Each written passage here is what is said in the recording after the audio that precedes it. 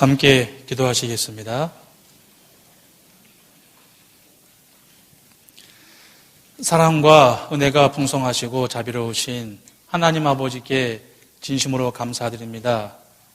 많은 사람들 가운데에 저희를 먼저 구원해 주셨고 거룩한 하나님의 몸된 교회 가운데 한 지체로서 역할을 다할 수 있도록 시간과 여건과 마음 허락하심에 진심으로 감사드립니다. 하나님의 은혜로 구원을 받고 이승을 살고 있지만 천국에 대한 소망을 품고 살아갈 수 있도록 허락하신 주님, 역사의 마지막을 사는 저희들에게 너무나도 큰 할 일을 맡기신 줄 압니다. 더욱더 먼저 구원받은 자로서 이 시대에 해야 할 것이 무엇인지 알 수 있도록 도와주시고 또 많은 영혼들을 위해서 함께 기도하며 교회를 섬기며 수고할 수 있도록 희생 봉사할 수 있도록 우리 마음을 다스려 주시옵소서. 아직까지 구원받지 못한 가족들, 친척들, 이웃들이 너무나 많이 있습니다. 주님 오시기 전에 그 영혼들을 더욱더 불쌍히 여기시고 자비를 베풀어 주셔서 하나님의 살아계심과 하나님의 큰 사랑 깨달아 알 수 있도록 인도해 주시옵소서. 구원받았지만 녹록하지 않은 삶에 더욱더 주님께만 의지합니다. 우리 마음속에 불편함이 있다면 하나님께서 우리 마음에 두신 평강 잃지 않도록 도와주시고 우리 가운데 병중에 계신 분들 하루속히 완쾌할 수 있도록 자비를 베풀어 주시옵소서. 하나님의 복음이 전 세계에 잘 전해지고 있습니다. 더욱 이때에 깨어 근신하게 도와주시고 하나님을 기쁘시게 하는 그러한 삶을 살아갈 수 있도록 역사해 주시옵소서. 온전히 주님께만 의지합니다. 우리에게 필요한 말씀으로 채워주시고 또한 배운 말씀을 행함으로 옮길 수 있도록 역사해 주시옵소서. 귀한 시간 주님께만 의지하오니 함께해 주세요. 우리를 사랑하시는 우리 구주 예수님의 이름으로 기도하옵나이다. 아멘. 구약성경 사무엘상 6장입니다. 사무엘상 6장 사무엘상 6장 1절부터요. 제가 읽겠습니다. 사무엘상 6장 1절부터 제가 읽겠습니다. 여호와의 궤가 블레셋 사람의 지방에 있은 지 7달이라 블레셋 사람이 제사장들과 복술자들을 불러서 이르되 우리가 여호와의 궤를 어떻게 할꼬 그것을 어떻게 본처로 보낼 것을 우리에게 가르치라. 그들이 가로되 이스라엘 신의 궤를 보내려거든 거저 보내지 말고 그에게 속건제를 드려야 할지니라.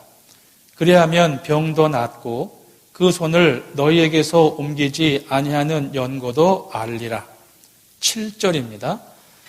그러므로 새 수레를 만들고 멍에 메어 보지 아니한 전 나는 소 2를 끌어다가 수레를 소에 메우고 그 송아지들은 떼어 집으로 돌려보내고 여호와의 궤를 가져다가 수레에 싣고 속건제 드릴 금 보물은 상자에 담아 궤 곁에 두고 그것을 보내어 가게 하고 보아서 궤가 그 본 지경길로 올라가서 벳세메스로 가면 이 큰 재앙은 그가 우리에게 내린 것이요 그렇지 아니하면 우리를 친 것이 그 손이 아니요 우연히 만난 것인 줄 알리라. 그 사람들이 그같이 하여 전 나는 소 2를 끌어다가 수레를 메우고 송아지들은 집에 가두고 여호와의 궤와 및 금쥐와 그들의 독종의 형상을 담은 상자를 수레 위에 실으니 암소가 벳세메스 길로 바로 행하여 대로로 가며 갈 때에 울고 좌우로 치우치지 아니하였고 블레셋 방백들은 벳세메스 경계까지 따라가니라. 벳세메스 사람들이 골짜기에서 밀을 베다가 눈을 들어 궤를 보고 그것의 보임을 기뻐하더니 수레가 벳세메스 사람 여호수아의 밭 큰 돌 있는 곳에 이르러 선지라. 무리가 수레의 나무를 패고 그 소를 번제로 여호와께 드리고 레위인은 여호와의 궤와 그 궤와 함께 있는 금 보물 담긴 상자를 내려다가 큰 돌 위에 두매 그날에 베세메스 사람들이 여호와께 번제와 다른 제를 드리니라. 블레셋 5 방백이 이것을 보고 그 날에 에그론으로 돌아갔더라. 12절만 함께 읽겠습니다. 암소가 베세메스 길로 바로 행하여 대로로 가며 갈 때에 울고 좌우로 치우치지 아니하였고 블레셋 방백들은 베세메스 경계까지 따라가니라. 거기까지입니다. 안녕하십니까? 분위기 좋네요.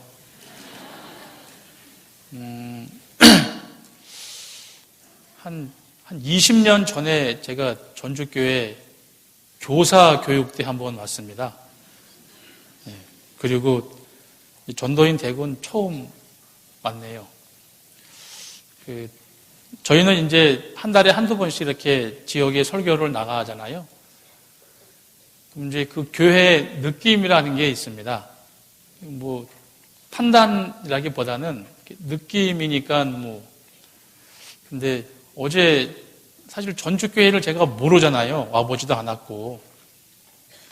근데 일단은 이제 느낌이 점잖다. 또 하나는 밝다. 네, 그런 느낌을 받았습니다. 그리고 이제 저희 교회가 안성교회가 좀 작은 교회인데요. 다른 건 그럭저럭 괜찮은데 찬양대가 좀 약해요.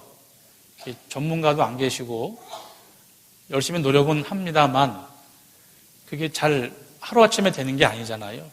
그래서 어제 교제하다가 봉사장님이랑 교제하다가 관현악단 이렇게 말씀을 들어가지고 사실 저 뒤에 앉아서 도촬을 했습니다. 휴대폰으로 찍었어요.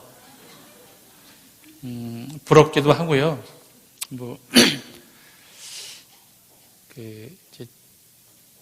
한 몇 년 됐습니다. 몇 년 돼서 고흥교회에 가서 설교를 했는데요.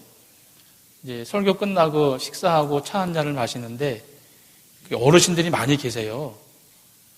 이제 그러면서 저한테 물어보시는 거예요. 그래서 고향이 어디냐고 그래서 제 서울 토백입니다 그랬거든요.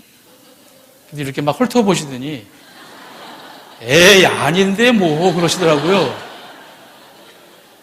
그래서 어르신 제 말투도 그렇고 서울 토백입니다. 근데 제가 그때 또 깨달은 게 사람은 외모를 보시는구나.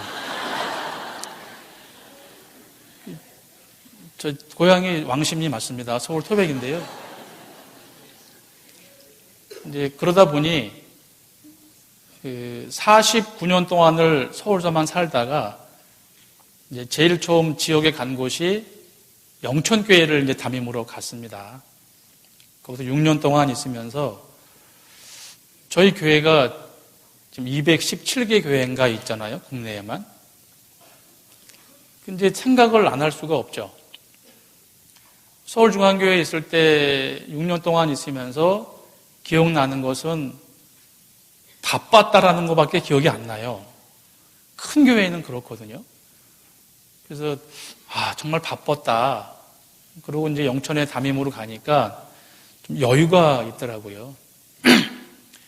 근데 저희 교회가 영남 지역보다는 호남 지역에 훨씬 많아요. 교회 수도 많고 성도 수도 많습니다. 그래서 한번 제가 이렇게 주먹국으로 한번 따져봤거든요.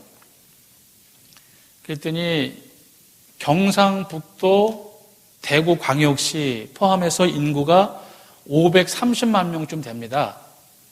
그런데 전라남도 도민과 광주광역시 합하면은 약 300만 명 조금 넘어요. 그렇게 나눠봤더니요.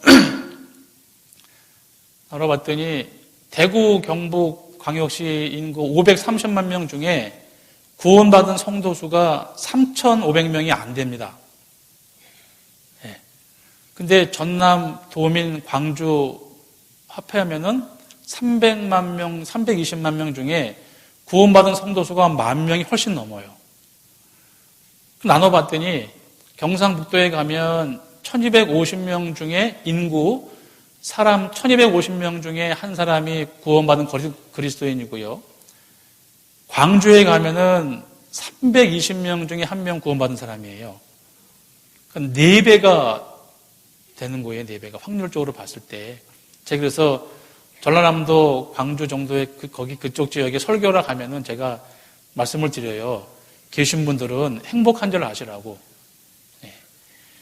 광주에서 태어나서 전라남도에 자랐기 때문에 구원 쉽게 받은 거지 경상북도에 태어나서 봐라.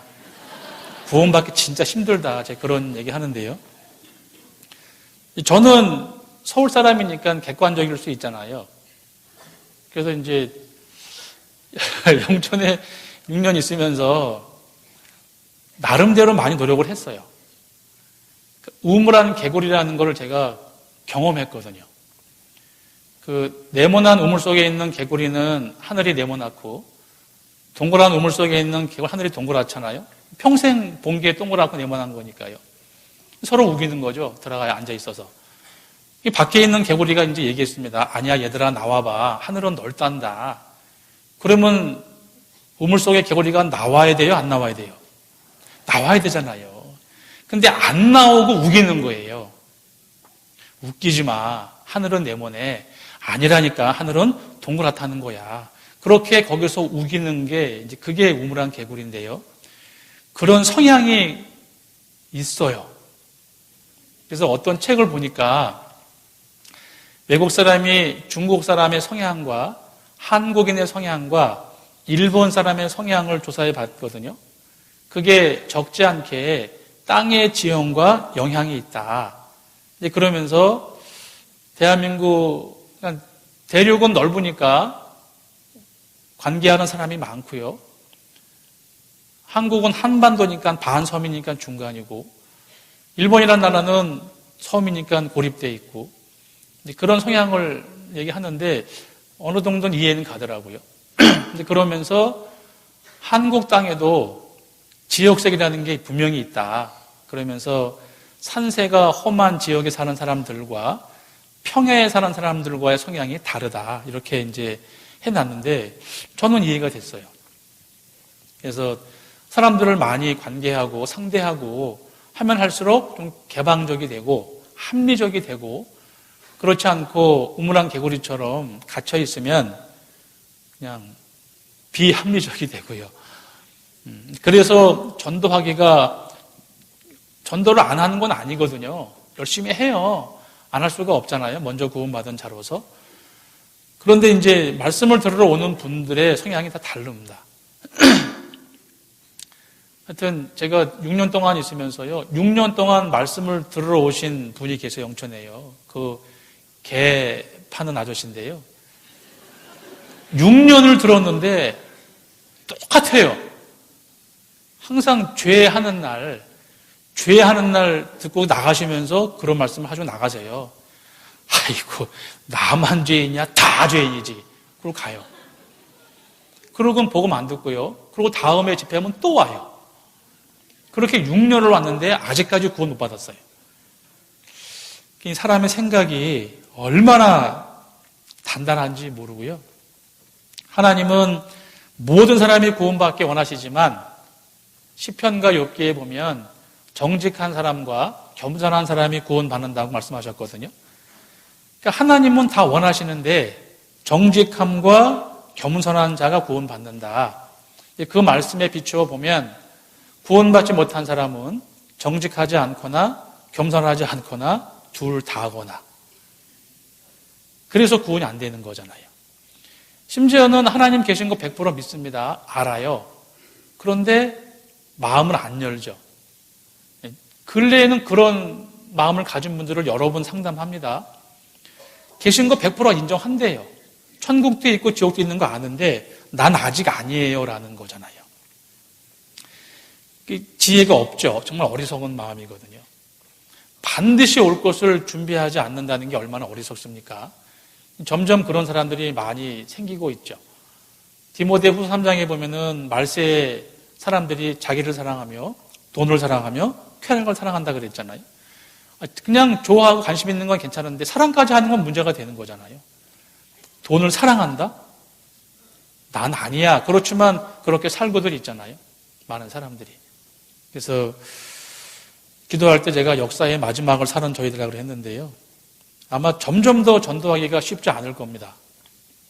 최근에 전라남도 지역에 설교 가서요. 여쭤봤거든요. 거기도 지금 잘 전도가 안 된답니다. 그 전보다는. 전국적으로 아마 골고루 그런 현상인 것 같은데요. 이제 사실 하나님의 은혜에 우리가 감동받아서 살아가는 거잖아요. 그 크신 은혜가 너무나 고마우니까 나머지 살아가는 거잖아요. 그래서 구원 받을 때도 하나님의 큰 사랑에 감동해서 감사함이 넘치는 것이고, 구원받은 이후에도 사실 감사함으로 말미암아 신앙생활을 하는 거죠. 그런데 그 감사함을 한순간 잊어버리거나 감사함의 정도가 약해진다면 신앙생활이 그렇게 즐겁지만은 않고 그럴 것 같아요. 그 영천에 제가 경험이 별로 없으니까요. 영천에 있었을 때 감사라는 게 거의 다 한 것 같아요. 신앙생활에. 감사가 많으면 기쁨도 크고 자원하는 마음도 더 있겠고요. 그 영천에 있을 때요. 지금은 이제 봉사장님이신데 그 둘째 아들 이름이 기쁨이에요. 기쁨이 남자아이인데 그 아이가 6살 때 간암이 걸렸어요. 이해가 안 되잖아요. 어떻게 6세 아이가 간암이 걸립니까? 걔가 뭐 담배를 피겠습니까? 술을 먹겠습니까? 근데 알아봤더니 간 모세포 종양이라는 게 있답니다. 뭐 10만 명인가 100만 명 중에 한 명 걸릴까 말까 하는 건데 걸린 거예요. 그 7월 달 말에 서울의 삼성병원에 올라가서 그 간 3분의 1을 떼어내고요. 그 아이가 전이는 안 됐기 때문에 다행히 떼어내고 4개월 동안 이제 4차례 그 항암 그거 투약하면서 이제 그러고 내려왔는데 11월 달에 왔어요. 이제 어머니가 조모임에서 간증을 하시는데 자기는 4개월 동안 너무 감사했대요. 제가 속으로 그랬죠. 아들, 6세 먹은 아들이 간암인데 감사할 게 뭐가 있을까? 이제 간증 내용이 그겁니다. 지금도 그렇지만 서울 삼성병원의 소아병동에서요, 한 달에 한두 명씩 아이들 죽어나간대요. 아이들만. 혈액암 이런 걸로. 이제 그분들은 부모님들이 막 모든 걸 다 포기하고 아이를 살리려고 애를 쓸 거 아닙니까? 자매님이 그분들을 보면서 이분들은 정말 기댈 데가 없구나. 기댈 데가 없구나. 자기는 창조주께 기도하고 또 자기와 아들을 위해서 기도 부대가 있고 그걸 보면서 너무 감사했다고 해요.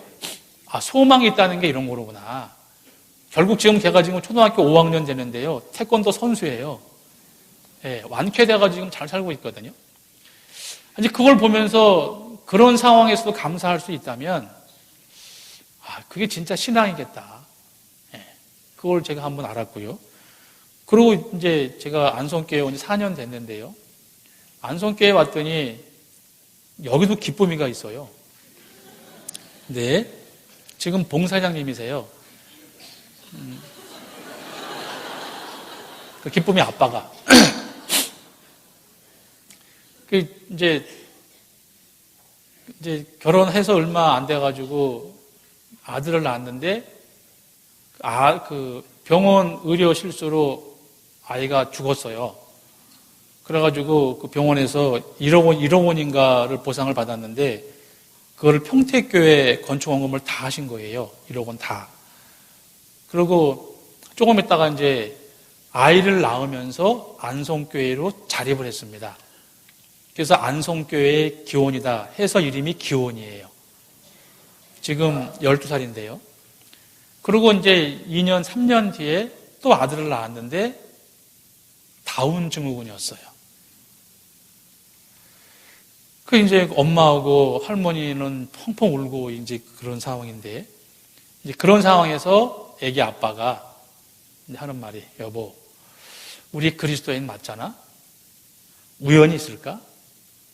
하나님이 우리 가정을 얼만큼 신뢰했으면 우리한테 이 아이를 맡겼을까? 우리 잘 키워봅시다. 이렇게 된 거예요. 그러면서 엄마, 아빠, 할머니, 할아버지 같이 살아요. 모은 가족의 기도가 뭐냐면, 하나님 우리 기쁨이 걷게만 해주세요. 지금은 날아다녀요. 소원이 그겁니다. 걷게만 해주세요. 우리 아이 걷게만 해주세요. 그리고 이제 잘 뛰어다니니까 그 다음에는 바뀌었어요. 소원이. 하나님 우리 기쁨이 말 좀 할 수 있게 해주세요. 말. 지금 말 배우고 있거든요. 그래서 아니 무슨 소원이 그런 걸까? 우리 아들, 우리 손주 하나님 걷게만 해주시고 말 좀 하게 해주세요. 그게 기도라니까요.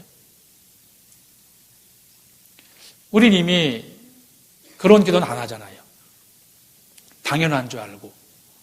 근데 그게 아니더라고요. 사람이 얼마나 나약한지 실제 제가 경험한 건데요.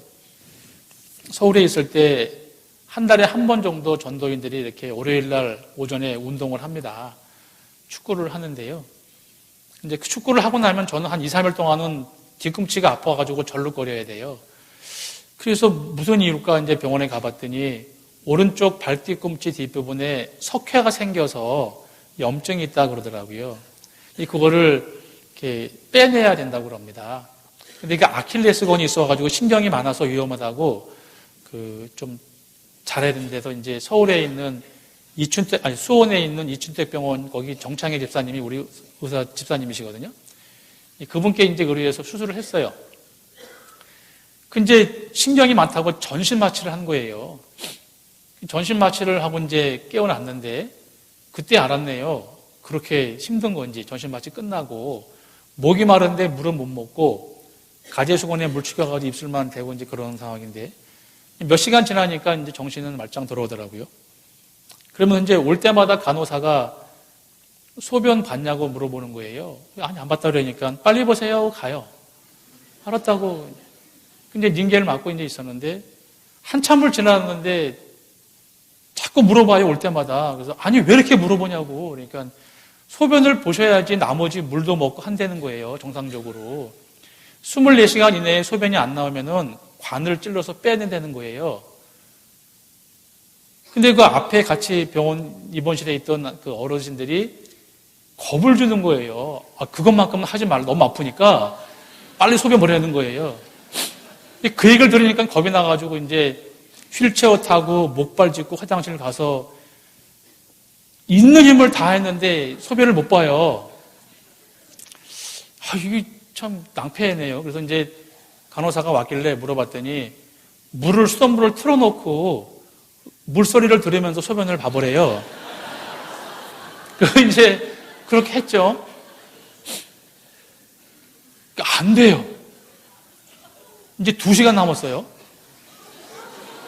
이제 마지막으로 이제 1시간 남고 이제 갔는데 정말 이렇게 막 핏줄이 쓸 정도로 있는 힘을 다 했는데 안 되는 거예요. 이거 큰일 났다. 이제 30분 남았어요. 한 번 더 해보자. 번거롭잖아요. 휠체어 타고 목발 짚고 화장실 문 열어놓고 봐야 되니까 물 틀어놓고. 마지막으로 있는 힘을 다해서 힘을 주면서 전도인이 창조주께 간절히 기도했어요.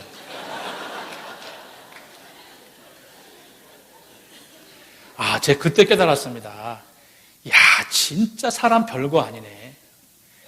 세상에 내가 어떻게 하나님께 기도한 게 제발 오줌 좀 나오게 해달라고 기도할까. 그래서 진짜 하루 살아야 해서 눌러 죽을 줄 알잖아요. 얼마나 나약한지를 제가 경험했고요.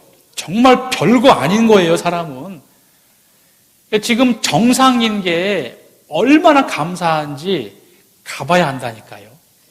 예.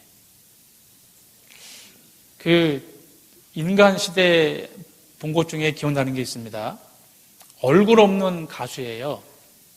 중년 남자분인데 인터넷에 노래를 너무 잘하시는데 이제 인기는 있는데 몇 년 전 얘기입니다. 근데 기자가 찾아가 봤어요. 이분이 누굴까? 가봤는데 아휴 세상에나 골방 조그만 방 2개 있고 부엌 이렇게만 섞여 있는데 홀어머니와 함께 사는 50대 중반의 아저씨인데요. 8년 전에 교통사고가 나가가지고 전신이 마비가 된 분이에요. 그러니까 의자에도 못 앉고 앉혀주면 앉고 근데 다 마비인데 오른손만 움직여요. 그러니까 말할 수 있고 그래서 앉혀주면은 컴퓨터에 가지고 클릭만 해가지고 노래를 부르는 사람이에요. 근데 그분을 찾아갔어요, 기자가.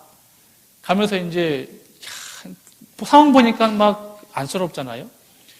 조금 있다가 조카가 와가지고 조그만 부엌 바닥에 장판 깔아놓고 그분을 눕히고 목욕을 시켜주고 또 이렇게 세우고 앉혀놓고 밥을 못 먹으니까 홀어머니가 노모가 밥 먹여주고 막 씻겨주고 다 수발을 하는 거예요.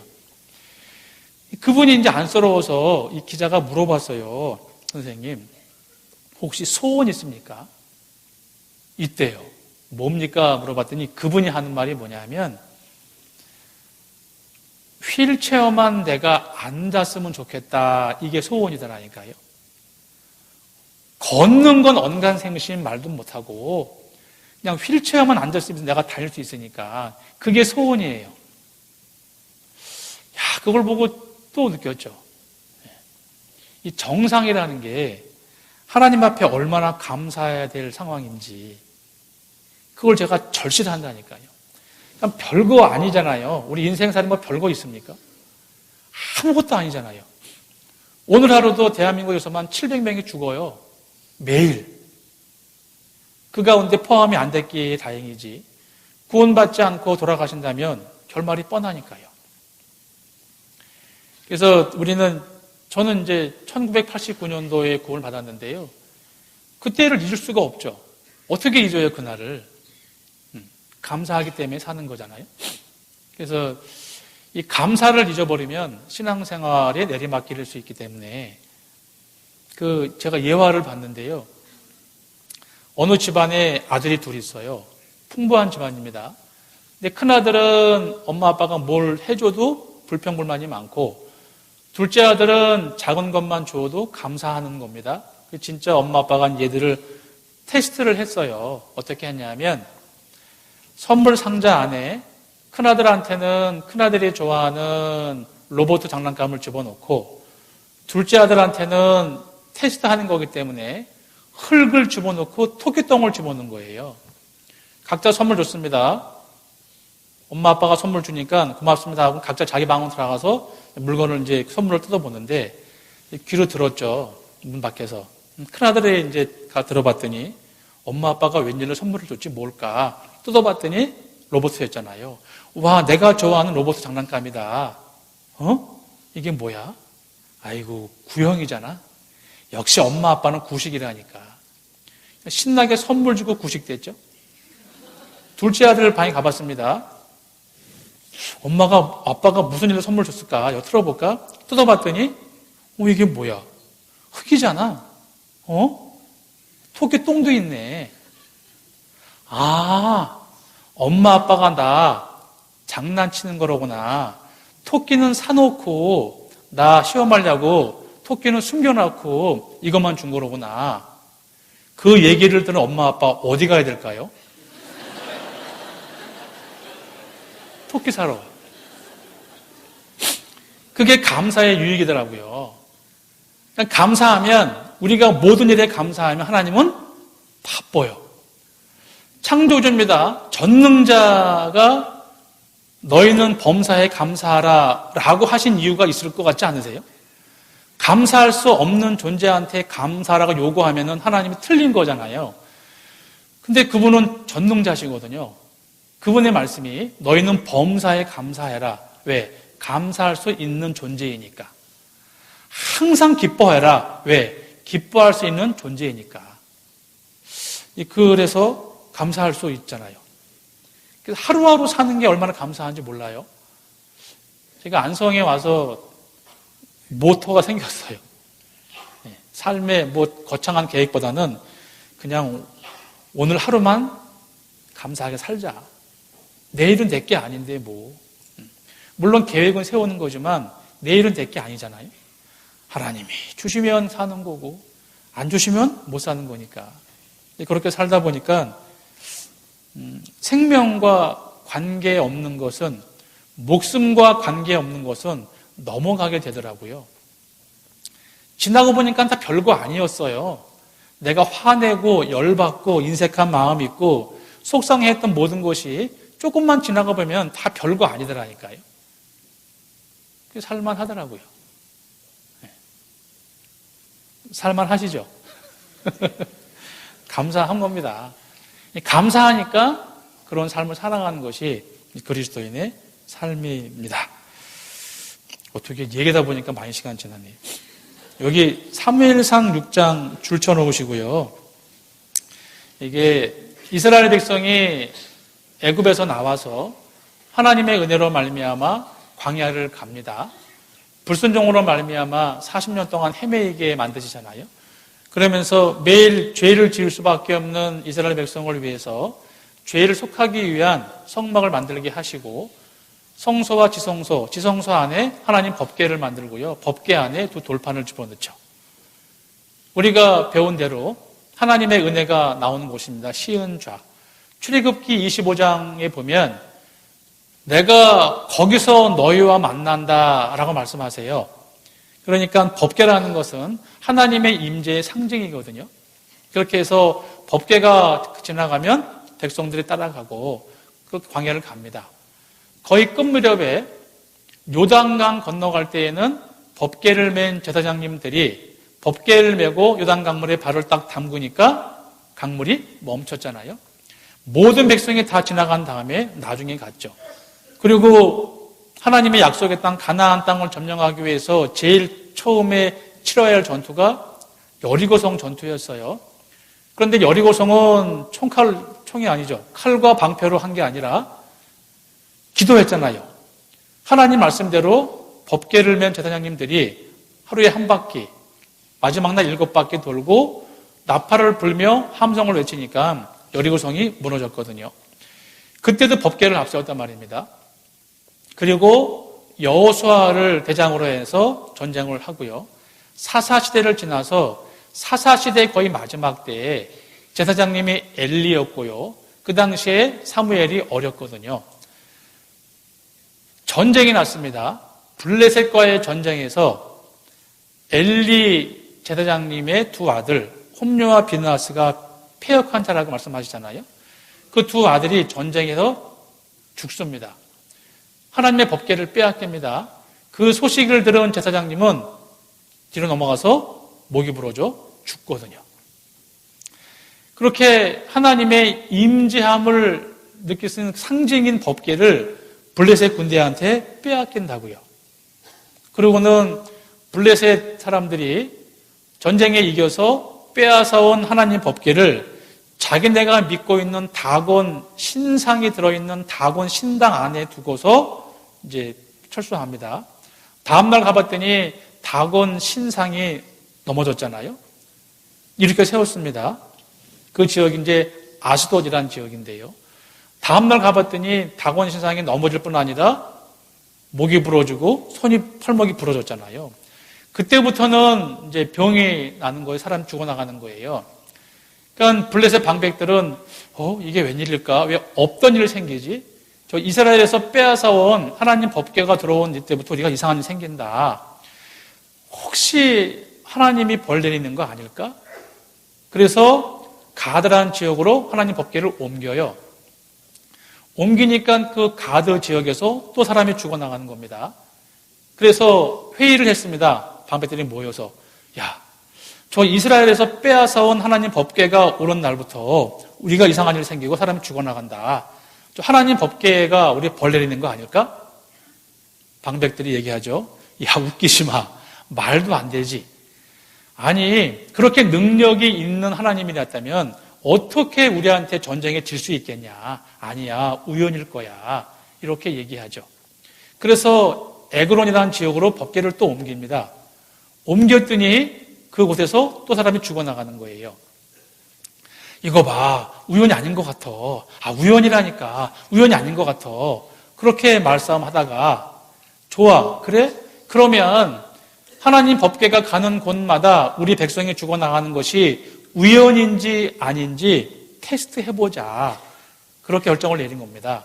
그러면서 그 블레셋 지역 에그론이라는 지역에서요, 이스라엘 북쪽 경계 베세메스까지가 약 30리라고 해요. 30리, 12km. 그렇게 먼 지역인데요, 그 하나님 법궤를 이스라엘로 돌려보내자 결정을 한 겁니다. 그런데 거저 보내지 말고, 그냥 보내지 말고, 가기가 어렵게 장애물을 만들어 놓고 그 장애물을 다 통과해서 가게 되면 하나님이 블레셋 사람들한테 내린 재앙이 맞다라는 거예요.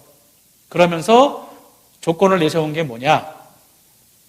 이제 새끼를 막 낳은 어미소 2마리, 암소 2마리를 끌어다가 새끼는 집에 묶어놓고 갑자기 소에다가 멍에를 메우고 그 멍에 맨 데다가 갑자기 수레를 엮어서 수레 위에 법궤를 얹어놓고 엉덩이를 딱 쳐서 그 머나먼 30리나 된 길을 암소 2마리가 법궤를 싣고 이스라엘 땅까지 가게 되면, 그렇게 되면 하나님이 내린 재앙이 맞다 그거예요. 근데 그럴 수가 없거든요. 제가 전문가한테 여쭤봤는데요, 에미소들은 새끼를 낳았을 때 새끼가 음매하고 울면은 꼭 가서 젖을 물려낸답니다. 모성애도 있지만 제때 안 먹이면 전몸살을 알아서 몹시 통증이 심하대요. 먹여야 된다는 거예요. 그런데 새끼는 집에 묶어놓고 못 가게, 거기다가 갑자기 멍에를 맺습니다. 예레미야 애가에 보면은 사람이 젊었을 때 멍에를 매는 것이 좋으니 그랬잖아요. 멍에라는 건 새끼 때 매는 거랍니다. 약 중소가 됐을 때. 그렇게 갑자기 매는 게 아니라 한 3주간 훈련을 해야지만이 멍에를 맨대요. 거기다가 멍에 매고 수레를 엮으려면 한 열흘 정도 또 훈련을 해야지만이 수레를 엮는답니다. 그런 과정 다 생략하고 갑자기 새끼는 떼어놓고 암소 2마리를 끌어다가 멍에 매고 수레 엮어서 그 위에다가 하나님 법궤를 매서 엉덩이를 쳤더니 곧장 갔는데 베세메스까지 갔더라는 거예요. 그렇게 될 수 없는 건데 그렇게 가게 되면 하나님 내린 재앙이 맞고, 그게 안 되면은 우연이다라는 거거든요. 그런데 갔어요. 갔는데 어떻게 갔냐? 그냥 간 게 아니에요. 다시요, 6장 12절이요. 제가 한 번 더 읽겠습니다. 암소가 베세메스 길로 바로 행하여 대로로 가며 갈 때에 울고 좌우로 치우치지 아니하였고 블레셋 방백들은 베세메스 경계까지 따라가니라. 여기 암소가 가는데 울면서 갔다고 되어 있잖아요. 그리고 좌우로 치우치지 않았다 이렇게 말씀하세요. 이럴 수가 있을까? 그 머나먼 길을 양쪽 치우치지도 않고 곧장 갔는데 울면서 갔다 그래요. 왜 울었을까? 14절이요. 14절에 수레가 베세메스 사람 여호수아의 밭 큰 돌 있는 곳에 이르러 선지라. 무리가 수레의 나무를 패고 그 소를 번제로 여호와께 드리고 그랬잖아요. 이 암소 2마리는 법궤를 싣고 가서 거기서 죽었어요. 그 베세메스에 사는 사람들이 레위인입니다. 법궤를 빼앗긴 지 7개월 지났습니다. 오늘 밭에 있는데요, 법궤가 없으니까 제를 못 드리잖아요. 그런데 갑자기 암소 2마리가 수레에다가 법궤를 싣고 왔습니다. 너무 기뻐서 수레를 내리고 그 법궤를 내리고 수레를 장작으로 패서 암소 2마리를 번제로 태워드렸다 그런 얘기거든요. 뒷구절을 읽으니까 이 암소 2마리가 왜 울었는지 이해가 되는 거예요. 암소가 울었습니다. 제가 고향이 어디라고요? 서울입니다. 지금 서울 중부교회에 있는 그 건물 터가 우리 집 터였어요. 제가 어릴 적에요. 학교 다니기 전인데 나와서 왼쪽으로 막 뛰어내려가면 청계천이었거든요. 청계천 검정다리 건너가면은 거기가 마장동인데요. 옛날에 거기가 도축장이었어요. 어렴풋이 기억이 납니다. 놀다가 보면은 시커먼 옷 입은 아저씨가 소를 끌고 오는데 그 앞에 가면은 버티고 안 들어갑니다. 양철 문이거든요. 도축장이. 안 들어가요. 그때 기억이 납니다. 이만한 눈 안에 눈물이 그렁그렁해요. 소가 웁니다. 알아요. 소는 명물이거든요. 근데 이런 내용이 성경에 있어요. 좌우도 안 살피고 꽃장 같다. 울면서 갔다. 결과는 하나님께 번제로 드려지기 위해서라는 거예요. 우리가 신약 성경 마태복음은 예수님을 만왕의 왕으로 설명하십니다. 사자복음이잖아요. 마가복음은 예수님을 종으로 표현합니다. 소. 누가복음은 예수님을 인자, 사람으로 표현하고요. 요한복음은 예수님을 하나님으로 표현하죠. 독수리. 우리 갈릴리 수양간 베다니 앞에 침례장 왼쪽에 보면 큰 돌로 된 거 혹시 보셨습니까? 사면체입니다. 거기에 소, 사자, 인자, 독수리 형상이 있고 그 위에 지구본 있고 그 위에 비둘기 있잖아요. 그 네 가지 동물이 예수님을 설명하는 거거든요. 여기에 울면서 좌우도 안 살피고 꽃장 간 암소 두 마리는 예수님의 모형이기도 하고 더 나아가서 구원받은 그리스도인의 모형이기도 해요. 천륜을 끊는 거잖아요. 새끼가 우는데도 가는 겁니다. 왜요? 죽으러. 어디까지요? 베세메스까지. 하나님 앞에 번제를 드리기까지 간 거예요.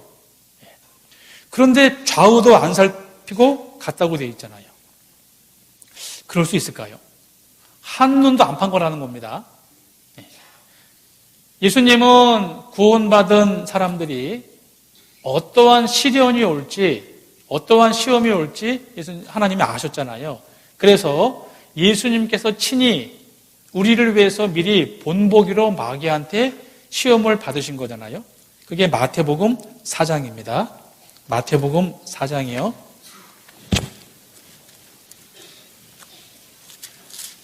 마태복음 4장 1절부터 제가 읽겠습니다. 마태복음 4장 1절부터입니다. 그때에 예수께서 성령에게 이끌려 마귀에게 시험을 받으러 광야로 가사 40일을 밤낮으로 금식하신 후에 줄이신지라.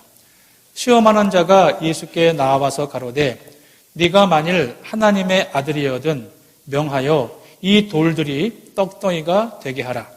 예수께서 대답하여 가라사대 기록되었으되 사람이 떡으로만 살 것이 아니요 하나님의 입으로 나오는 모든 말씀으로 살 것이라 하였느니라 하시니.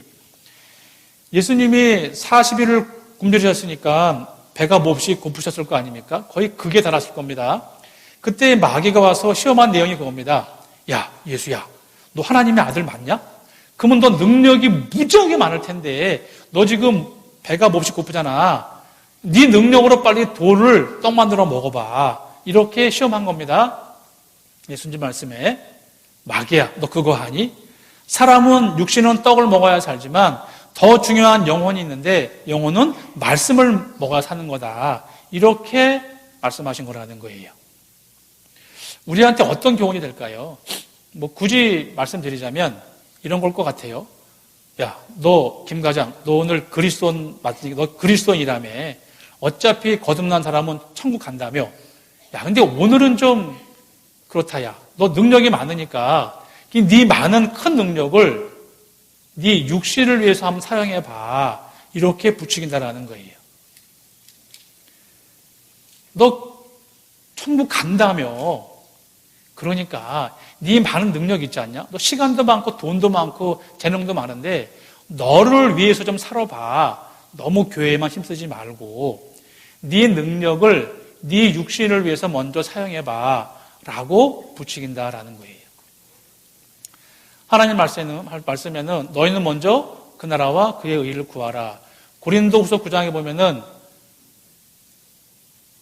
씨를 심을 때 씨를 심어야지만 씨도 얻고 양식을 얻잖아요. 그러니까 씨라는 것이 말씀이기도 합니다. 근데 그 씨를 먹어버리면은 씨도 못 얻고 양식도 못 얻죠. 마태복음 25장에 달란트의 비유가 있습니다. 1달란트, 2달란트, 5달란트가 있잖아요. 근데 달란트에 비하면은 2 받은 사람과 5 받은 사람은 똑같이 남긴 게 2, 5이었어요. 칭찬이 똑같았거든요. 근데 1 달란트 받은 사람이 그 달란트를 어디에 숨겼을까? 1번 땅, 2번 수건, 시작. 네, 땅. 1 달란트 빼앗긴 사람이 슬피 울며 이를 갈았으니까 구원이 아니었잖아요. 도대체 1 달란트가 뭐길래? 그 1 달란트가 모든 사람에게 하나님께서 주어주신 재능입니다. 그게 태어날 때부터 죽을 때까지 영원 구원 받을 능력인 거거든요. 하나님은 사람에게 양심을 줬습니다. 영혼을 사모하는 마음을 주셨어요. 그리고 하나님께서 인생으로 고생하며 근심하게 하심이 본심이 아니라고 되어 있거든요. 욥기 5장에 보면은 인생은 고난을 위하여 났다. 마치 불티가 위로 날아가서 없어지는 것처럼. 그러니까 이런 모든 것들이 사람 마음속에 있고 환경이 힘들고 어려워요. 그러니까 누구든지 정상적이고 생각을 좀 하면 영원 구원받을 능력이 있는데 그 재능을 땅 속에 묻어놨어요. 세상 속에 묻어놨거든요. 그래서 영원 구원이 안 된 거잖아요. 우리한테도 계속 요구합니다, 마귀는. 특별히 이제 교회당 건축할 때요.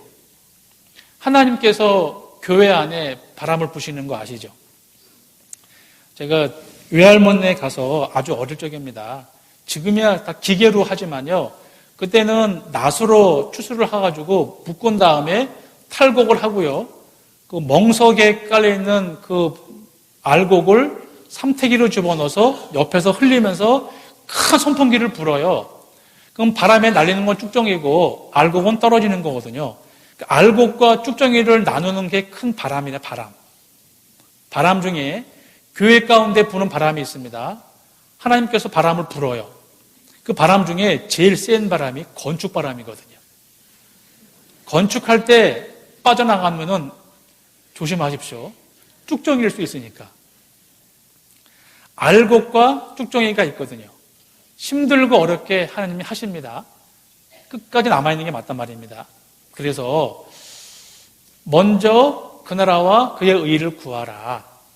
지금도 우리한테 항상 요구하는 게 사탄 마귀는 그거거든요. 야, 네 능력 많고 시간 많고 여유 있는데 네 육신을 위해 살아봐 라고 부추기는 게 첫 번째 시험이었어요. 예수님 말씀에 사람은 떡을 먹어야 된다. 육신의 요구입니다. 그러나 더 중요한 게 있는데 영혼은 말씀을 들어야 된다는 거거든요. 그랬더니 두 번째 왔습니다. 마태복음 4장 5절입니다. 이에 마귀가 예수를 거룩한 성으로 데려다가 성전 꼭대기에 세우고 가로되 네가 만일 하나님의 아들이거든 뛰어내리라 기록하였으되 저가 너를 위하여 그 사자들을 명하시리니 저희가 손으로 너를 받들어 발이 돌에 부딪히지 않게 하리로다 하였느니라. 예수께서 이르시되 또 기록되었으되 주 너의 하나님을 시험치 말라 하였느니라 하신대. 여기 두 번째 마귀가 예수님을 거룩한 성으로 데려다가 뛰어내려봐라. 네가 하나님 아들 맞으면 뛰어내려봐. 구약 성경에 하나님이 천사를 보내가지고 안 다치게 받쳐준다고 돼 있지 않냐. 뛰어내려봐. 예수님 말씀에 하나님을 시험하지 말라 그랬거든요. 우리한테는 이런 것 같아요. 하나님은 공의의 하나님입니다. 무한한 공의. 그런데 하나님은 사랑의 하나님이에요. 무궁한 사랑.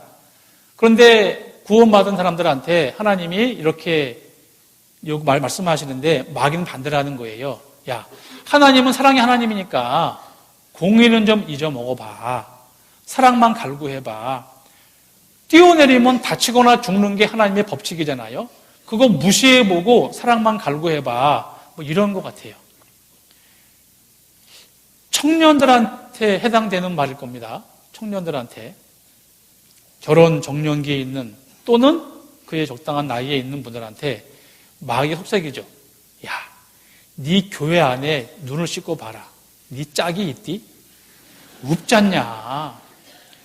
아무리 씻고 봐라 없잖아. 그러니까 너 왜 그 사귀던 애 있잖아. 학교 친구 있잖아. 걔랑 전도하고 너 호감이 있다며. 결혼하고 살면서 전도해. 이렇게 부추긴다라는 거예요. 믿지 않는 자와 멍에 매지 말라고 했잖아요. 그거 좀 무시해봐라. 공의는 무시하고 사랑만 갈구해봐. 하나님이 봐주실 거야. 이렇게 부추긴다라는 거예요. 청년들, 저희 교회 청년들이 많잖아요. 이 결혼이 참 큰 문제거든요. 저는 심지어 서울에 있을 때요, 하도 결혼이 힘들어서 혼자만 생각했어요. 실행 못했어요.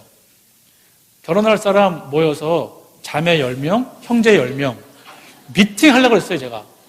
전도인 중간에 껴서 교제해봐. 나중에 써내. 이럴라 했거든요. 근데 그건 못했어요. 문제 될까봐. 그 제가 결혼 간증하면 2박 3일 할 수 있습니다. 저는 너무 결혼을 힘들게 했거든요. 구원받고 방배동 교회니까요. 청년들이 많지 않을 때였고요. 이제 때가 되니까 이제 어른들이 어머니 중매를 해주잖아요. 그 중매도 서울에 있을 때 이제 그 홍 목사님 이제 교제를 하면서 들었는데요. 중매도 아무나 하는 게 아니다. 그러니까 아무나가 뭐냐면 청년의 때에 구원을 받고 결혼을 하고 살면서 어른이 되신 분들은 청년의 때를 알기 때문에 조심스럽게 중매할 수 있는데 결혼하고 사시다가 구원받은 어르신들은 그 내용을 잘 모르시거든요. 중매를 합니다. 본인 보시기에는 맞는 것 같아요. 한쪽이 노 하면은 교만하다고 말을 나오거든요. 교만한 게 아니에요. 그 결혼을 그냥 막 할 수는 없잖아요. 대충 할 수 있나요? 절대 안 되는 거거든요. 이제 그렇게 푸시가 들어가면 불행해질 수 있거든요. 죄송합니다만 결혼도 팔자예요. 그거 억지로 안 된다니까요. 제가 이제 간증을 오래 할 수 있다는 게 뭐냐면 지금 사는 자매가 서울중앙교회에서만 7번째 선본 자매예요. 그러니 얼마나 힘들었겠어요. 6번을 다 안 됐으니까. 선을 보잖아요. 그럼 이제 선을 보면은 그 다음 주에 반드시 물어봐요, 어머님들이. 김영재, 어떻게 됐어? 됐어, 안 됐어? 안 되는 것 같은데요? 그럼 또 되물어요. 왜? 왜 안 됐는데? 왜 안 됐는데? 물어봐요. 아니, 될 수도 있고 안 될 수도 있지. 그걸 뭘 따져요? 그럼 뭐 되면은 왜 됐어? 물어보나? 그게 불만이 많았어요. 그게 쉬운 게 아니라니까요. 그러니까 제가요, 어느 날 방배동 교회 이제 1층부터 4층까지 올라가는데요. 그동안 중매했던 자매 셋을 다 만났어요. 2층 참, 3층 참 다 만났다니까요. 얼마나 겸연쩍어요. 소중한 자매고, 그러니까 결혼할 마음은 안 들어요. 그럴 수 있잖아요. 그러면 그만 만날래요? 당연한 거잖아요. 그러면 또 들려요. 교만하다. 뭐가 교만해, 교만하긴.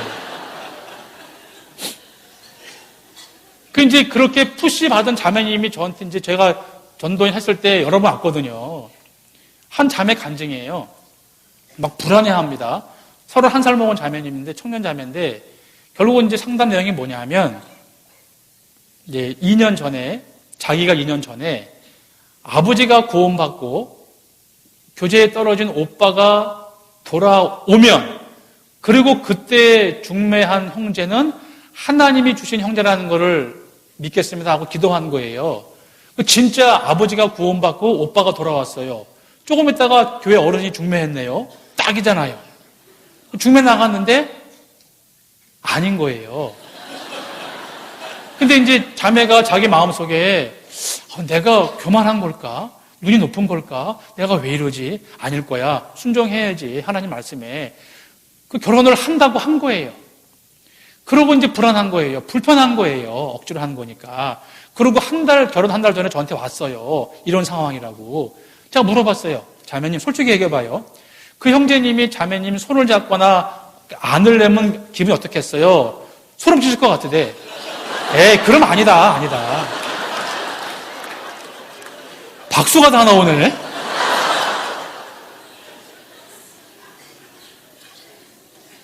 제가 청년들한테 좀 위로해 줄 마음도 있어요. 그게 억지로 되는 게 아니에요. 내가 남들이 아무리 좋다 그래도 내 눈에 안 들으면 결혼 못 하는 거잖아요. 그거 자꾸 밀어붙이면 안 된다니까요. 그럼 불행해진다니까요. 그러니까 20년 전에, 25년 전에 결혼한 그런 분들이 지금 불행한 분들이 내가 본다니까요.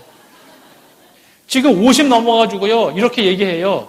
장난으로 누가 물어봐요. 형님, 자매님, 다시 태어나서 결혼하겠어요? 두 분이? 그거 어리석은 질문이잖아요, 그거. 근데 그런 질문 하는데, 뭐 그냥 넘어가거나 뭐 이렇게 하면 되는데, 어떤 분은 아주 공개적으로 반색을 해요. 절대 안 해요, 그런다니까요. 그러면 같이 있는 그 자매 형제가 얼마나 무한하겠어요. 뭐 이렇게 쌓인 게 많길래 절대 안 한다고 그러냐고. 억지로 되는 게 아니에요. 그래서 결혼도 팔자예요. 기다려야 돼요. 그리고 정 아니면 못할 수도 있을 것 같아요. 굳이 뭐 마음에 안 드는 거 할 수도 없잖아요.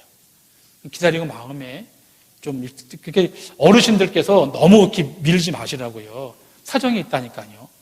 마음에 안 드는데 어떻게 막 억지로 합니까? 안 된다니까요. 그리스도인들은 결혼했다가 실패하면 안 되잖아요. 더 신중해야 되는 거잖아요. 그래서 미시면 안 되는 거고요. 이제 지금도 마귀는 그런 틈을 탄다고요. 그런데 그냥 온전한 마음으로, 정말 순종하는 마음으로, 이승이 별거 아니지 않습니까? 천국 소망이 있는데 그냥 기도하는 마음으로 기다리고 참는 것이 좋겠다 싶어서 그런 유혹을 받으니까 말씀드렸고요. 다시 마태복음 4장이요. 8절입니다. 마귀가 또 그를 데리고 지극히 높은 산으로 가서 천하 만국과 그 영광을 보여 가로되 만일 내게 엎드려 경배하면 이 모든 것을 네게 주리라. 이에 예수께서 말씀하시되 사단아 물러가라. 기록되었으되 주 너의 하나님께 경배하고 다만 그를 섬기라 하였느니라. 세 번째 마귀가 한 말이 높은 산에 올라가서 천하 만국과 영광을 보면서 예수야, 나한테 한 번만 경배해봐. 내가 그러면은 이거 다 줄게. 아담이 범죄했을 때 하나님께 나한테 넘겨준 공중 권세다. 이거 줄 테니까 나한테 경배해봐. 예수님 말씀에 마귀야, 경배라는 거는 창조주한테만 하는 거야. 이렇게 말씀했다고요.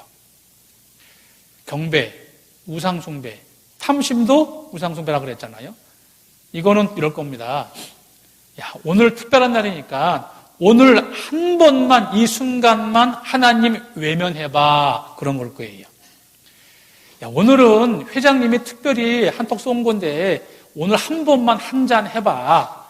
야, 오늘 한 번만 노래방 가봐. 뭐 이런 부추김일 것 같아요. 딱 한 번만 하나님 외면해봐 라고 부추긴다니까요. 우리한테 이런 기회가 있을 수 있잖아요. 한 번만, 그게 두 번 되고 세 번 되고 이제 죄가 들어오는 거지 않습니까? 그 안성에 그 한경대학교가 있습니다. 국립대학교인데요. 거기 교수님이 이근수 집사님이세요. 그분이 지금 올해 정년 퇴임이신데요. 그분의 조카가 영화배우 유승용 형제님이세요. 그분 전도에 이제 된 건데, 그 일화가 있더라고요. 그 유승용 형제님이 저 서울에 있을 때 그분 주차 봉사가 막 그러셨거든요. 그분이. 이제 그때도 이제 아저씨 같이 이렇게 좀 수업을 분이었는데요. 그분 얘기가 들은 얘기인데, 그 영화관에서 영화 그 계에서는 임권택 감독님이 그렇게 권위가 있고 훌륭한 분이랍니다. 근데 그분이 이렇게 잔치를, 술자리를 마련하면 꼭 한 잔 따라주고 한 잔 먹고 그러고 한대요. 근데 그날도 그렇게 있댔대요. 다른 분들이 이제 그 윤호 형님한테 이제 별렀나 봐요. 너 오늘 두고 보자. 네가 저분 술도 안 먹겠느냐. 근데 그날이 왔는데 술을 따라주고 먹으라고 하니까 형제님이 그랬답니다. 지금 집사님이신데요. 몸에 넣으면 되죠 하면서 몸에 보태요. 헉 그럴 거 아니에요. 저게 미쳤나 그럴 거 아니니까. 근데 그때 그 감독님이 탁 치면서 그랬대요. 이렇게 믿어라 믿으려면. 그게 이제 진짜인지 와전된 건지 모르겠는데 그부터 그분이 잘 나가는 거였거든요. 그러니까 하나님 외면을 할 순간이었잖아요. 안 한 거예요. 네.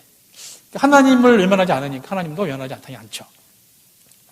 이러한 일들이 우리한테 있다니까요. 먹음직하고 보암직하고 지를 만큼 탐스러운 나무니라. 육신의 정욕, 안목의 정욕, 이생의 자랑. 그 세 가지가 항상 우리를 괴롭히잖아요.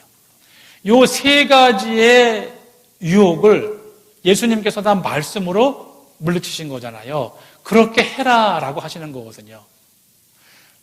베드로전서 2장입니다. 베드로전서 2장. 베드로전서 2장 21절입니다. 베드로전서 2장 21절 제가 읽겠습니다.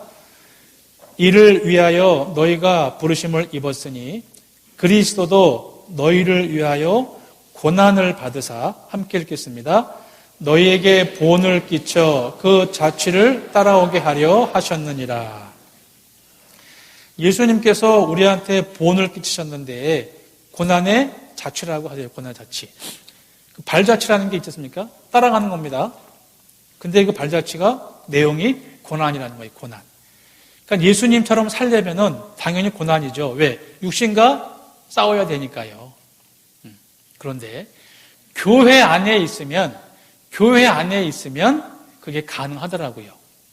교제 안에 있으면 그 싸움이 힘들지가 않아요. 빌립보서 3장이요. 빌립보서 3장. 빌립보서 3장 14절입니다. 빌립보서 3장 14절. 제가 읽겠습니다. 표대를 향하여 그리스도 예수 안에서 하나님이 위에서 부르신 부름의 상을 위하여 쫓아가노라. 표대가 위에 있습니다. 그리스도인의 삶의 목적과 목표가 이성에 있는 게 아니잖아요. 그러니까 우리가 바라보고 있는 것이 위에 있는 거니까 위를 향해서 갈 수밖에 없잖아요. 교회 안에 있는 게, 교제 안에 있는 게 가장 잘하는 거거든요. 그리스도인들도 그렇지 않고 이방인들도 그래요. 이방인들도 교회 안에 있으면 언젠간 구원이 되더라고요. 저도 이제 안성에 4년째 되는데요. 사실은 지나면서 확실히 구원받은 사람들이 여러 분 계셔요. 왜? 간증이 다르고 생활이 다르거든요. 그냥 교회 안에만 있으면 된단 말입니다. 교제 안에 있으면 돼요. 표대가 위에 있습니다. 왜냐하면 교회의 위치가 만물 위에 있거든요. 에베소 1장에 보면 만물 위에 있는 교회의 머리가 예수님이잖아요. 교회의 위치가 만물 위에 있어요. 위치가 중요하잖아요. 마태복음 14장에 보면 밤중에 갈릴리 바닷가에서 배를 타고 있는데 예수님이 물 위로 걸어오셨죠. 유령인가? 내니 염려하지 말라 그랬잖아요. 베드로가 주시거든 나를 오라 물 위로 오라 하소서 그랬지 않습니까? 베드로가 갔어요. 그런데 바람을 보고 빠져가는지라. 베드로가 물 위로 걸어갈 수 있었습니다. 물은 출렁이 있는 물은 험난한 세상을 의미하기도 하잖아요. 예수님을 바라봤을 때는 물 위로 걸어갔어요. 빠지지 않고. 그런데 바람을 보고 환경을 보니까 빠져갔잖아요. 마찬가지죠. 교회 안에 있으면, 우리가 교회 안에 있으면 일단 교회의 위치가 만물 위에 있는 거니까, 물 위에 있는 거니까 세상으로 안 빠진다고요. 근데 바람을 보고 빠져가는지라, 환경을 보면, 주위를 보면 세상 속으로 들어갈 수밖에 없는 거였잖아요. 그래서 교회의 위치라는 게 분명히 되어 있거든요. 만물 위에 있다. 세상 위에 있다. 그 안에만 있으면 안전한 거예요.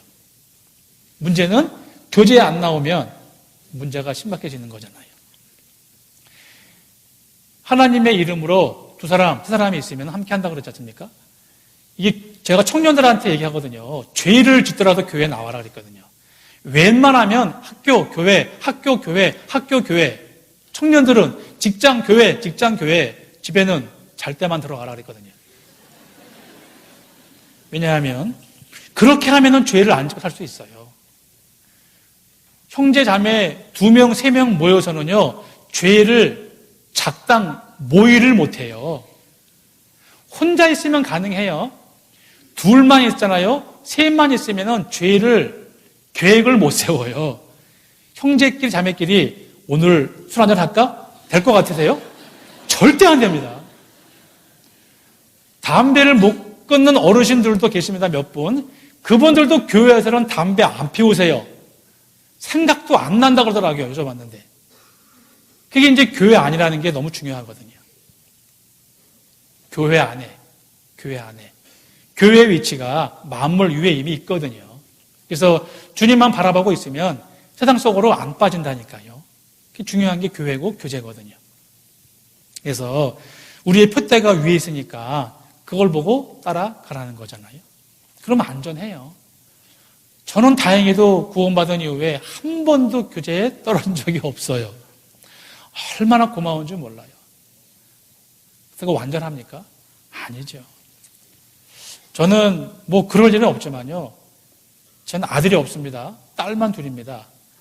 물론 하나님이 하시는 거겠지만 전 굳이 아들이 전도인 된다면 말릴 것 같아요. 왜냐하면 지은 죄가 많거든요. 하나님 앞에. 네. 많이 맡은 자에게 많이 요구하시잖아요. 그러니까 어떨 때 보면은 제가 장담할 수 있는데요. 형제 자매인들이 하나님 앞에 더 온전할 수가 많고요. 상급이 더 많을 수가 분명합니다. 그건 틀림없는 것 같아요. 위치만 다르니까요. 말이 많으면 실수를 많이 하는 건 당연하고요. 그런 것 때문이라도 그냥 자기 있는 위치 그 자리에서 최선을 다하면 그게 제일 잘하는 것 같아요. 그리고 정말 하나님만 바라보는 분들이 많이 계시거든요. 그런 분들 때문에 교회가 유지가 되는 거잖아요. 그래서 감사가 많으면 신앙생활 잘할 수밖에 없거든요. 내가 불평불만이 나온다. 틀림없습니다. 감사를 잊어버린 거예요. 교회는 일을 하기 위해서 모이는 곳이 맞습니다. 그런데 일 때문에 상처를 받는다면 일 안 하는 게 좋아요. 저희 안성에서 올해 작년 2번 동안 팥빙수 학예 수양회 때 판매를 했습니다. 팥빙수 봉사를 했는데요. 작년에 그 준비하는 거 보면서 제가 말만 들었던 거 경험했습니다. 가끔 어르신들 얘기하시잖아요. 어떤 교회 같은 주방에 간장파와 소금파가 있더라. 저 웃었어요. 근데 제가 경험했네요. 팥빙수 봉사를 하면서 이렇게 많이 이제 시범적으로 먹어봅니다. 어떤 게 맛있나 스티커도 붙여요. 잘 팔려야 되니까. 야, 그런데 거기서 어머님, 이모들이 반으로 나눠주는 거예요. 딱. 이유가 뭐냐? 팥을 한 숟갈 반을 넣느냐, 2숟갈을 넣느냐. 그것 때문에. 야, 제가 기가 막혔어요. 진짜 간장파, 소금파가 있구나. 그거 말이 안 되는데요. 쫙 나누더라니까요. 야, 그게 그랬어요. 이러려면은 팥빙수 팔지 말자 그랬어요. 아니, 교회가 마음이 갈라지는데 뭐라 일하냐. 차라리 일하지 말자 그랬거든요. 근데 그런 게 있다니까요. 틈을 타요, 마귀가. 분란을 일으킵니다. 감사가 없어지는 거예요. 하나님은 뒤로 가고 내 말 안 들은 저 자매, 저 형제만 미워지는 거거든요.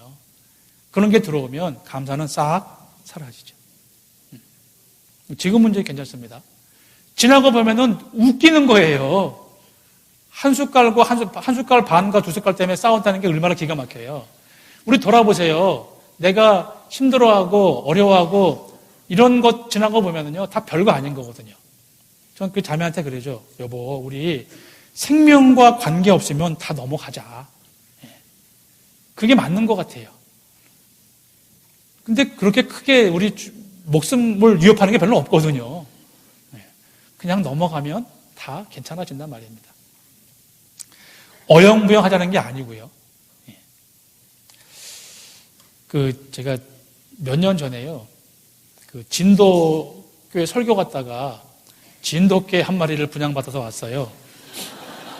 왜냐하면 진돗개가 그렇게 충성스럽다고 해서 한번 키워보려고요. 근데 정말 총명하기도 하고요. 사람의 가치를 우리가 판단하는 게 아니잖아요. 청주에 가면 천재견이 있습니다. 호야라고. 유튜브 보시면 되게 많이 나오는 건데요. 제가 좀 관심 있게 봤는데 그 천재견이 천재견 중에 천재견이에요. 얼마나 기가 막히냐 하면 주인이 비 올 것 같다 그러면 개가 알아서 우산 물고 와요. 아이고 이렇게 지저분해 그러면 빗자루 물고 와요. 물 먹어 그러면 지가 가서 탁 털고 물 먹고 문 잠가요. 개가. 더 나아가서 슈퍼 갔는데요. 주인이 문 앞에서 호야야 대파 물어와 쪽파 물어와 다 물어와요. 대파와 쪽파를 구분한다니까요. 그래서 가장 중요한 개한테는 좀 지나친 시험을 했어요. 휴지, 양말 안방에 두고 건넌방에서 호야야 휴지 물고 와, 호야야 양말 물고 와. 그걸 시키는 거예요. 근데 천재견들은 거 다 해요. 구분을 하는 거예요. 근데 마지막에 뭐냐면 개가 한 번도 보지 못한 물건을 같이 놔요. 그러면서 그 당시엔 카세트 테이프인데요. 휴지, 양말, 테이프를 놓고 시켜요. 개들한테. 얘야 가서 카세트 테이프 물고 와 이렇게 시켜요. 그러면 그건 처음 보는 거잖아요. 모든 개들이 왔다 갔다 하다가 그냥 가요. 그러면 뭐냐면 카세트 테이프라고 휴지도 아니고 양말도 아니니까 이거겠네 라는 연상을 개가 할 수 있냐는 거예요.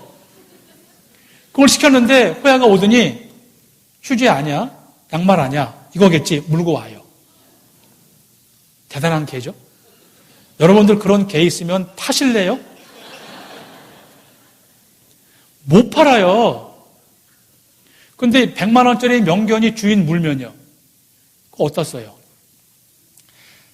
그래서요, 이 개가 얼마나 소중한지 귀한지는 주인이 정하는 거지 않습니까? 똑같더라고요. 인간이 얼마나 귀한지 소중한지는 창조주께서 정하시는 거예요. 하나님을 모르는 사람들은 뭐요? 어디다 써요? 아무짝에 쓸모없는 거예요. 그리스도인으로서 하나님을 알고 정말 하나님께 더욱더 충성된 그리스도인이라면 하나님 보시기에 가장 귀한 거잖아요. 그러니 하나님께서 하나님의 모든 즐거움이 성도 안에 있다고 얘기해요. 성도 안에 있다고. 이 개 얘기 나왔으니까 아까 그 분양받은 개 있잖아요. 3월 달에 가져와가지고 11월 되니까 이제 컸어요. 그 영천에 있을 때 이제 그 아침에 이제 똥 위로 산책을 합니다. 새벽에. 그러면 고라니가 있잖아요. 그러면 끝에 따라갑니다. 고라니가 강 속으로 뛰어들어야지만이 돌아와요. 제가 이제 휙 불면 막 와요. 그런데 개 키워보시면 아실 거예요. 개는요, 하루에 주인 10번 보면 10번 꼬리 쳐요. 그렇게 좋을까, 주인이? 고양이는 택도 없습니다. 제가 개 키우면서요, 진짜 이 개는 좀 남다르다. 근데 안 보이고 휙 불면 쫓아옵니다. 근데 어느 날 갔어요. 이제 안 보이게 그러는데 휙 불더니 안 와요. 다쳤구나. 쫓아가 봤더니 어머 웬걸 암캐랑 놀고 있는 거예요. 야, 이게 아무리 그래도 이건 또 안 되나 보다. 그래서 제가 이제 그때부터 크리스천이 목줄을 매가지고 이제 이렇게 훈련하고 다닙니다. 목줄을 맸더니 주인 마음대로 해요. 쓰도, 가, 왼쪽, 오른쪽. 목줄을 매니까 주인 마음대로 할 수 있는 거잖아요. 거듭난 그리스도인들이 그래요. 하나님의 사랑의 줄에 우리는 묶여있는 존재라는 거예요. 제가 서울에 이제 설교 갔다가 주일날 영천에 가다 보면은 칠곡 휴게소가 있는데요. 거기서 이렇게 한번 쉬었다가 차 한잔 마시고 가는데, 그날은 내렸더니 이제 주일 오후 되면은 뭐 관광객 많이 있잖아요. 그리고 음악이 항상 나오지 않습니까? 거기에 이제 여자 가수가 부른 트로트 음악인데요. 가사가 기가 막혔어요. 이게 뭐지? 가사 내용이 너무 좋아서. 내용이 뭐냐면, 사랑의 밧줄로 꽁꽁 묶어라, 그런 거예요. 그 노래가 있습니다. 이게 뭐지? 뒤에 가사가 더 멋있어요. 내 사랑이 떠날 수 없게. 이거 시편인가? 알고 봤더니 로마서였어요. 로마서 8장입니다.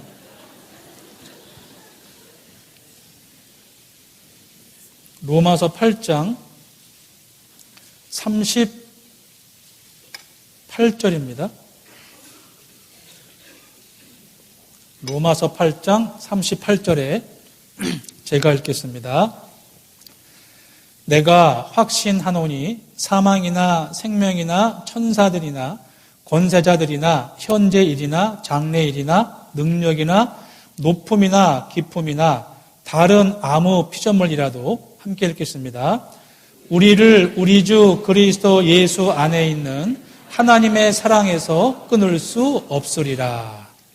여기 보니까 그 어떠한 거라도 우리를 하나님의 사랑에서 끊을 수 없다라고 말씀하십니다. 에베소에 보면은 평안에 매는 줄 돼 있죠. 온전하게 매는 띠라고 돼 있잖아요. 호세아 12장에는 나와 있습니다. 사랑의 줄 나와 있다고요. 하나님의 사랑의 줄에 묶인 그리스도인들이 어딜 가요? 갈 수 없다고 되어 있거든요. 그 줄은 끊을 수 없다고 되어 있단 말입니다. 못 끊어요.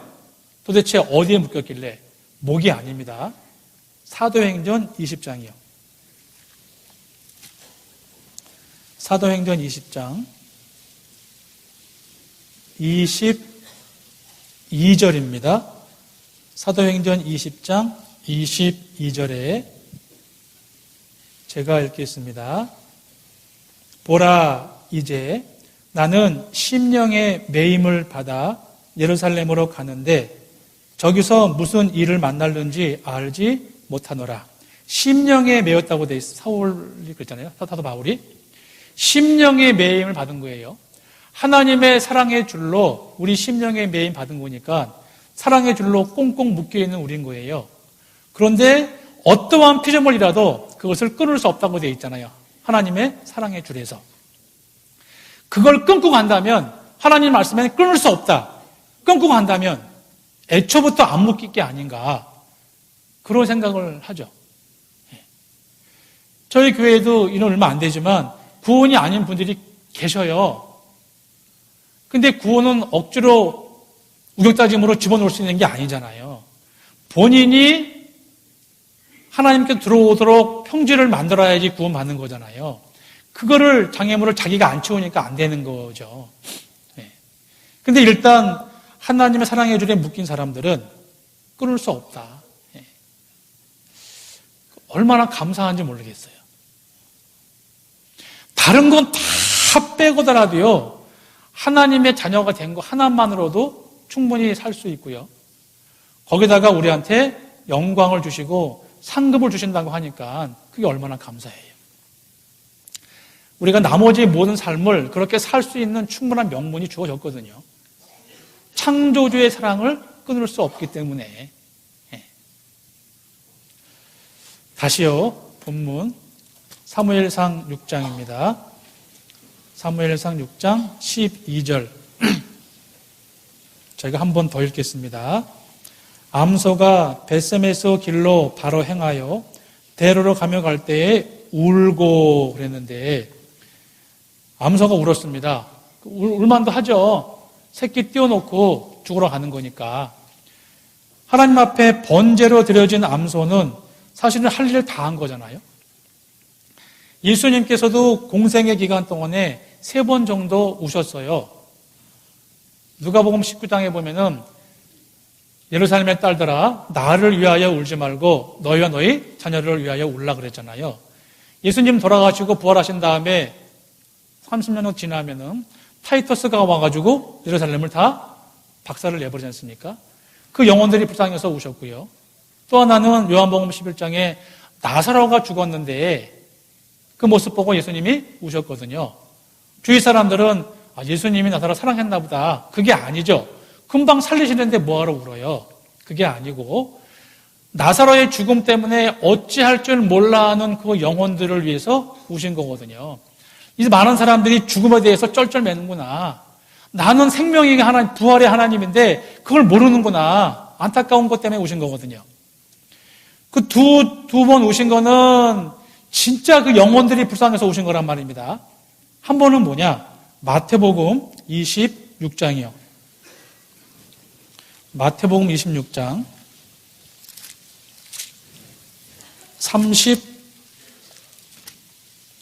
39절입니다. 마태복음 26장 39절이요. 제가 읽겠습니다. 조금 나아가사 얼굴을 땅에 대시고 엎드려 기도하여 가라사대 내 아버지여 만일 할만하시거든 이 잔을 내게서 지나가게 하옵소서. 그러나 나의 원대로 마옵시고 아버지의 원대로 하옵소서 하시고. 이 상황을 받아서 히브리서 5장 7절에 보면 예수님께서 심한 통곡과 눈물로 간구했다라고 말씀하셔요. 내 원대로 마옵시고 아버지의 원대로 하옵소서 하시면서 심한 통곡과 눈물로 간구했다라고 말씀하시거든요. 예수님이 3번 우셨는데 2번은 사람들의 영혼 때문에 우셨고 한 번은 내 원대로 마옵시고 아버지의 원대로 하옵소서 하시면서 우셨다고요. 이 울음은 우리도 울어야 되는 거잖아요. 공생의 기간 동안에 예수님 3번 우셨는데요. 성경에 보면 2번은 사람들의 영혼을 위해서 우셨고 한 번은 자기를 이기기 위해서 우신 거예요. 너희가 죄와 싸우되 피 흘리기까지는 대항치 아니었다. 죄와 싸우는 게 힘들고 어렵지 않습니까? 나를 이기는 게 얼마나 어려워요. 울면서라도 내 원대로 마옵시고 아버지의 원대로 하옵소서 하시면서 기도한 내용이거든요. 예수님은 하나님이시니까 예수님은 나실 때부터 십자가에 죽기로 결정되신 거고요. 번제로 드려지기까지 사신 거잖아요. 여기 암소 2마리가요. 다른 여느 암소와 똑같아요. 다른 게 있다면 한 가지죠. 뒤에 법궤가 실렸거든요. 법궤가 실렸기 때문에 자기도 알 수 없는 힘에 의해서 간 거예요. 어디까지? 죽으러. 번제로 드려지러. 마찬가지입니다. 저희도 그래요. 거듭난 그리스도인들은 자기 마음대로 살 수가 없는 거예요. 왜요? 내 안에 법궤가 있잖아요. 그게 그리스도인들의 삶이거든요. 그런데 길지 않다고 하셔요. 조금만 참아라, 조금만 참아라, 조금만 참아라. 왜? 거의 때가 다 됐으니까. 우리는 감사하는 마음으로 나머지 모든 삶을 그렇게 사는 겁니다. 그게 영적인 예배라고 했잖아요. 쉽지 않아요. 그러나 교회 안에, 교제 안에 있으면 가능하거든요. 그렇게 살았으면 좋겠습니다. 기도하겠습니다.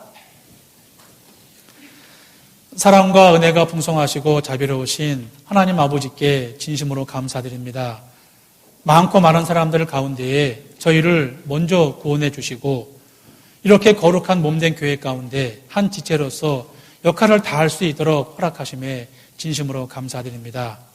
하나님의 은혜를 받고 구원받은 저희들 나머지의 모든 삶 또한 이 복음을 위해 살아갈 수 있도록 인도하시고 역사해 주시옵소서. 밖으로 복음을 전하고 교회 안에서는 주님을 섬기듯 모든 형제 자매들을 섬길 수 있도록 인도하시고 역사해 주시옵소서. 나머지 모든 일정도 주님께만 의지합니다. 함께해 주세요. 우리를 사랑하시는 우리 구주 예수님의 이름으로 기도하옵나이다. 아멘.